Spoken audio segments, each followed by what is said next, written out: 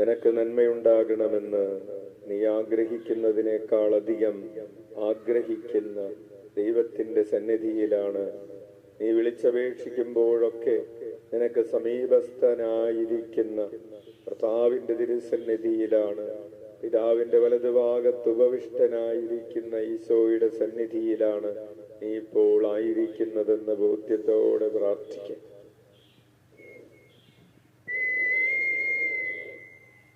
പരിശുദ്ധാത്മാവിനാൽ നിറഞ്ഞ് പ്രാർത്ഥിക്കും.